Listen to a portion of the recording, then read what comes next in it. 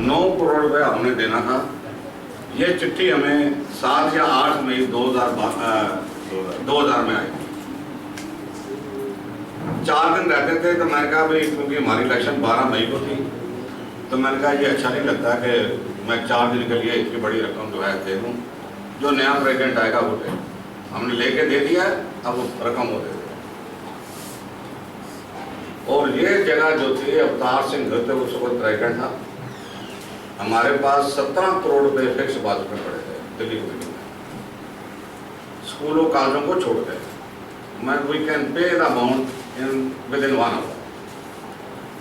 ये जगह जो थी इसने नहीं ली, उसका कारण एक ही था कि ये कहता भी अगर मैंने पैसे दे दिए तो मैं खाऊंगा कहाँ। जैसे ये लुट सूट डाली थी, इसने वो 10 एकड़ जगह जो थी सेंटर का दी। आज भी कागज मौजूद है दिल्ली कमेटी में भी और दिल्ली में जाते थे। इसने दिल्ली जैसी जगह में 10 एकड़ एजुकेशन इंस्टीट्यूट में होते हुए जगह नहीं ली। हमने जो था ये पॉलिटेक्निक में था, तो पॉलिटेक्निक की जगह इन्होंने कहा कि हम इंजीनियरिंग कॉलेज यहाँ शिफ्ट करते हैं। 2001 में इन्होंने ये पॉलिटेक्निक जो था वो यहाँ शिफ्ट कर इंजीनियरिंग कॉलेज। हमारे टाइम भी उन्होंने कहा था कि आप जो लैंड यूज है वो गलत इस्तेमाल कर रहे हो, तो हमने अपनी तसल्ली वगैरह सब की करवा दी। हमारे ऊपर कभी भी इसका प्रेशर नहीं था। 1-2 दफ़ा आया था, हमने ME के लिए सेटल कर लिया था, DDA से भी और इनसे भी, AICT में भी। हमारे को कभी कोई दिक्कत नहीं। इन्होंने एक दफ़ा हमारे खिलाफ अब कुछ आदमियों को लेकर एक मुकदमा डाला था, उसके भी हमने सेटलमेंट विद इन 3 मंथ्स हमने सारा केस लड़के करके बराबर कर लिया था, कोई अपने पर दिक्कत नहीं। अब ये हुआ ये है कि पॉलिटेक्निक जो हमारे टाइम में बहुत बढ़िया चल रहा था, कम से कम 6-7 करोड़ के हमारे रिजर्व पड़े थे। ये सारी बिल्डिंगें वहाँ बनाई गई थी बसंत विहार में, और हमने दिल्ली की सरकार की तरफ से ये इस बात को भी ले लिया था कि ये स्कूल में हमारे पास जगह ज़्यादा है तो पॉलिटेक्निक इसको यहीं पर रहने दिया जाए। जो दिल्ली की सरकार ने हमें उस वक्त कह दिया था अब ये बात ठीक है। BEd कॉलेज भी हम अपने स्कूलों में चला रहे थे, उसकी भी अप्रूवल जो थी दिल्ली की सरकार ने हमें दी थी। ये बैठे हुए हमारे पुराने जनरल सरकार, हमने सारी अप्रूवल इनसे ली थी। अब ये क्या हुआ है कि इन्होंने पॉलिटेक्निक में जो रिजर्व फंड थे सारे खत्म कर दिए, और इन्होंने ये कहा कि हम इस पॉलिटेक्निक को इसको बंद कर देंगे। जैसे कल गुरुद्वारा रकाबगंज में जो टैक्सी वाले जहाँ आए थे, उन्होंने अपनी रजिस्ट्रेशन करने के लिए वो चाहते थे भाई गुरुद्वारा रकाबगंज स्थान से हम शुरू करें, इनको गालियाँ दी, और गालियाँ देने के बाद उन्होंने फिर जो इसका बुरा हाल किया उसकी वीडियो चाहिए होगी तो मैं आपको दे दूँगा। यही बदतमीजी इन्होंने कुछ स्टाफ से की। स्टाफ ने कहा उनका भविष्य खतरे में था, उन्होंने कोर्ट में चले गए भी ये पॉलिटेक्निक जो था हमारा बंद हो रहा है कि हम गलत जगह पे बैठे हुए हैं। हमारी जगह सरकार ने लाट दी हुई है रिजोरी गार्डन में, हमें वहाँ शिफ्ट किया जाए। ये केस हार गया। इन्होंने जिस जस्टिस साहब के पास केस गया था उनको बहुत अंडरटेकिंग दी, बहुत एफिडेविट दी है, वो कोई भी एफिडेविट और कोई भी अंडरटेकिंग इन्होंने पूरी नहीं की।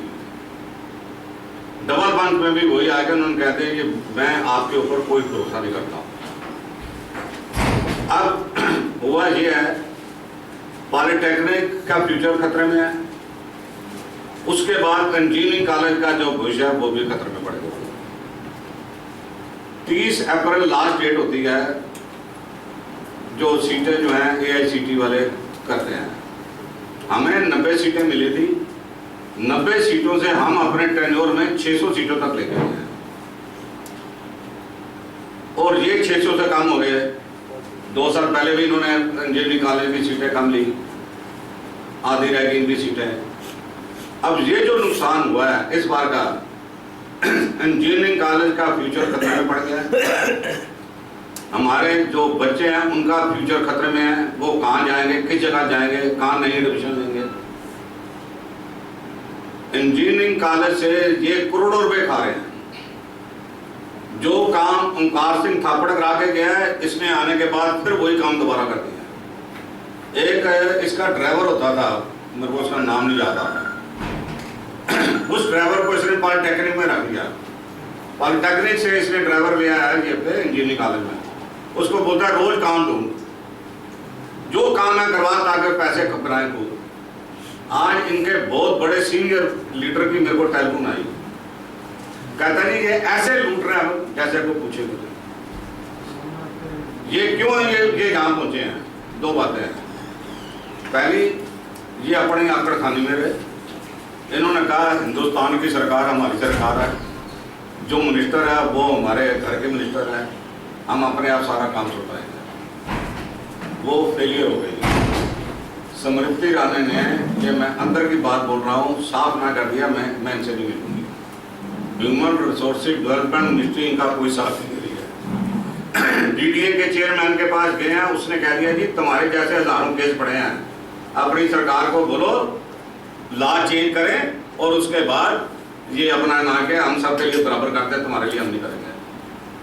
अब 15 मई की डेट है, कोई स्कूल हमारा नहीं छूटा जो बच गया हो। मैनेजमेंट कॉलेज सारे बंद के ऊपर हैं, 2 बंद हो चुके हैं। जो सबसे पहले हमने शुरू किया था वो भी हर 10 दिन बाद टीचिंग और नॉन टीचिंग स्टाफ वहाँ हड़ताल करता है, भाई हमें तनख्वाह में दो, ये दो। और उसके बाद स्कूलों की ये हालत है कि जितने अच्छे टीचर हैं उनको बाहर निकाल रहे हैं, नए टीचर भर्ती कर रहे हैं। आज तक हम हर वक्त अपने टाइम में पिछले 6-7 साल से हर साल हायर सेकेंडरी का रिजल्ट निकलने के बाद आपको रिजल्ट देते थे कि हमारी परसेंटेज ये है। 80% हमारा रिजल्ट रह गया था। 80% से हमने 92 से 98% तक ले गए थे। फाइनेंशियली हमारी पोजीशन इतनी अच्छी थी कि हर को तनख्वाह 28 तारीख को मिल जाती थी। आज ना जिनके पास तनख्वाह देने के लिए है, जो 2-3 स्कूल बचे हुए हैं उनको इन्होंने आपस में कोलैबोरेशन कर दिया, भाई सारे अकाउंट यहाँ से जाएंगे।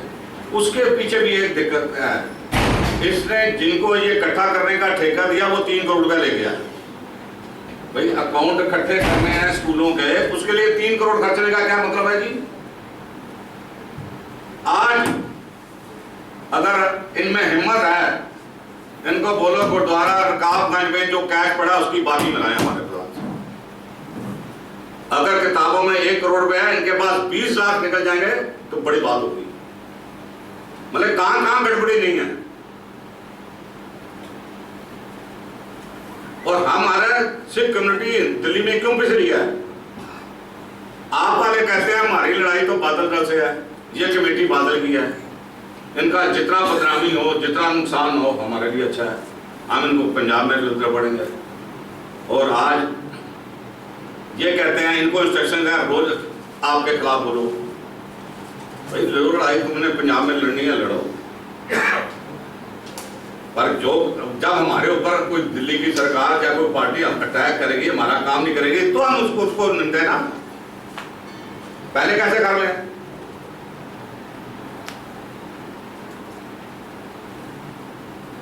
इसलिए मैं दिल्ली की सरकार को भी कहना चाहता हूं कि ये जो दिल्ली से गुरुद्वारा प्रबंधक कमेटी है, इस समय प्रबंध चाहे बादल दल का है, पर इसका नुकसान दिल्ली के समाज सिखों का और दुनिया भर के सिखों का नुकसान ही होना चाहिए। ये खाली दिल्ली के सिखों की मकलियत नहीं है, दिल्ली दुनिया भर का सिख इसका प्रबंधक बन सकता है और उसके ऊपर इसकी नजरें हैं।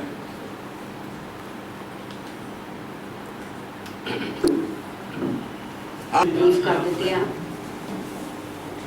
ਹੁਣੇ ਮੈਂ ਸੁਣ ਰਹੀ ਸੀ ਜਿਹੜੀ ਤੁਸੀਂ ਪੋਲੀਟੈਕਨਿਕ ਕਾਲਜ ਵਾਲੀ ਗੱਲ ਤੇ ਇੰਜੀਨੀਅਰ ਕਾਲਜ ਵਾਲੀ ਗੱਲ, ਜੇ ਅਸੀਂ ਇਹਦੀ ਥੋੜੀ ਜਿਹੀ ਬੈਕਗ੍ਰਾਉਂਡ ਤੇ ਚਾਹੀਏ, ਸਾਡਾ ਸਾ ਉਹਨਾਂ ਦਾ ਰਸੂਖ ਹਰ ਜਗ੍ਹਾ ਕੰਮ ਕਰਦਾ ਸੀ। ਅੱਜ ਇਹ ਨੌਬਤ ਕਿਉਂ ਆਈ ਹੈ ਕਿ ਇੰਜੀਨੀਅਰ ਕਾਲਜ ਬੰਦ ਹੋ ਰਿਹਾ ਔਰ ਪੋਲੀਟੈਕਨਿਕ ਕਾਲਜ ਜਿਹੜਾ ਉਹ ਰਜੌਰੀ ਗਾਰਡਨ ਲੈ ਜਾਣ ਦੀ ਨੌਬਤ ਆਈ ਹੈ? ਰੀਜ਼ਨ 8 ਮਹੀਨੇ ਤੋਂ ਅਗਰ ਤੁਹਾਨੂੰ ਤਨਖਾਹ ਨਾ ਮਿਲੇ ਤੇ ਤੁਸੀਂ ਕੀ ਕਰੋਗੇ? ਭੁੱਖਿਆ ਬੰਦਾ ਜਿਹੜਾ ਹੈ ਉਹ ਤੇ ਦੂਜਿਆਂ ਨੂੰ ਖਾਣ ਨੂੰ ਪਏਗਾ, ਉਹ ਕਹੇਗਾ ਮੇਰੇ ਵੱਲੋਂ ਸਭ ਕੁਝ ਖਤਮ ਹੋ ਜਾਏ। ਪੋਲੀਟੈਕਨਿਕ ਦੇ EMPLOYEES ਨੂੰ 8 ਮਹੀਨੇ ਤੋਂ ਤਨਖਾਹ ਨਹੀਂ ਮਿਲੀ ਤੇ ਉਹਨਾਂ ਬੰਦਿਆਂ ਨੇ ਆਣ ਕੇ ਕਮੇਟੀ ਦੇ ਵਿੱਚ ਜਦੋਂ ਗੱਲ ਕੀਤੀ, ਪ੍ਰਧਾਨ ਸਾਹਿਬ ਨੂੰ ਰਿਕੁਐਸਟ ਕੀਤੀ ਜੀਕੇ ਨੂੰ ਕਿ ਵੀ ਤੁਸੀਂ ਦੇਖੋ ਜੀ ਸਾਨੂੰ 8 ਮਹੀਨੇ ਤੋਂ ਤਨਖਾਹ ਨਹੀਂ ਮਿਲੀ, ਤੁਸੀਂ ਇਸ ਕਾਲਜ ਵੱਲ ਧਿਆਨ ਨਹੀਂ ਦੇ ਰਹੇ। ਤੇ ਉਹਨਾਂ ਦਾ ਜਵਾਬ ਪਤਾ ਸੀ ਕੀ ਸੀਗਾ? ਕਹਿੰਦਾ ਜੀ ਮੈਂ ਤੇ ਗੋਲਕਾਂ ਥੋੜਾ ਖੋਲਣੀਆਂ ਤੁਹਾਡੇ ਵਾਸਤੇ, ਤੁਸੀਂ ਆਪੇ ਜਿੱਥੋਂ ਮਰਜ਼ੀ ਫੰਡ ਕ੍ਰੀਏਟ ਕਰੋ। ਇਹਨਾਂ ਨੂੰ ਪੁੱਛੇ ਜੇ ਉੱਥੇ ਟੈਕਨੀਕਲ ਸਟਾਫ ਜਿਹੜਾ ਹੈ ਉਹ 15 ਹੈਗਾ ਤੇ ਜਿਹੜਾ ਨਾਨ ਟੈਕਨੀਕਲ ਹੈ ਜਾਂ 4th ਕਲਾਸ ਹੈ ਉਹ 60 ਤੋਂ ਉੱਪਰ ਹੈਗਾ, ਤੇ ਕੌਣ ਰਿਸਪੌਂਸੀਬਲ ਹੈ? ਇਹਨਾਂ ਬੰਦਿਆਂ ਨੇ ਇੰਨੀਆਂ ਭਰਤੀਆਂ ਕਰ ਦਿੱਤੀਆਂ, ਉਹਦੇ ਵਿੱਚ 85% ਭਰਤੀਆਂ ਉਤਾਰ ਸਕੇ।